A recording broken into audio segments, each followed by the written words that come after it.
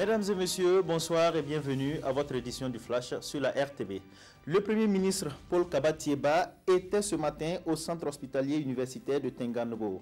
Il est allé constater de visu l'état de fonctionnement de cette structure confrontée depuis peu à des problèmes. L'infrastructure hospitalière peine à s'équiper et cela serait lié au manque de ressources financières. Pour le Premier ministre, il faut rapidement trouver des solutions pour faire de l'hôpital de Tenganogo un centre de référence. Paul Kabatieba a aussi visité le centre de cancérologie en construction. Le taux d'exécution est estimé à 60%. La fin des travaux est prévue pour mai 2019. Page politique, l'UPC, l'Union pour le progrès et le changement, était face à la presse ce matin à Ouagadougou. Pour le parti du Lion, il s'agit de donner sa position après la séance de travail avec le président de la Commission électorale nationale indépendante, CENI, une séance de travail qui a eu lieu le mardi dernier. Malgré cette rencontre avec le président de la CENI, l'UPC campe toujours sur sa position quant au rejet du nouveau code électoral.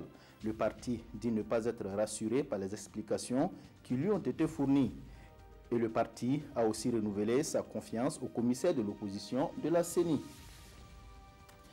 Le nouveau code électoral était aussi au cœur de la rencontre de la CODEL, la Convention des organisations de la société civile pour l'observation domestique des élections.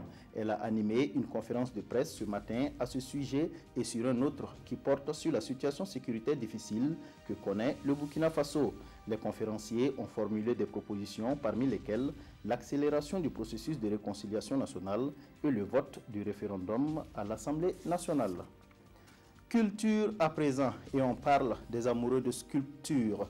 Le symposium de sculpture sur granit de Laongo a ouvert ses portes le 6 octobre dernier.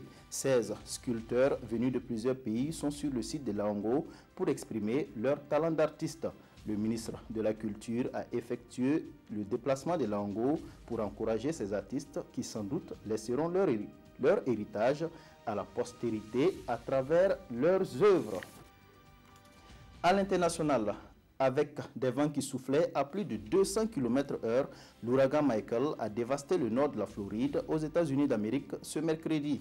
Rétrogradé en catégorie 1 sur une échelle de 5, l'ouragan a fait au moins une victime et provoqué d'importantes destructions dans la région. Des arbres déracinés, des bâtiments effondrés. Les États-Unis n'avaient pas connu de vent si violent depuis l'ouragan Andrew en 1992. Michael se dirige désormais vers l'État de la Géorgie qui a déjà décrété l'état d'urgence. Voilà, c'est tout pour ce flash. L'information revient à 19h, à 20h et le flash reprend demain avec Draman Guéné.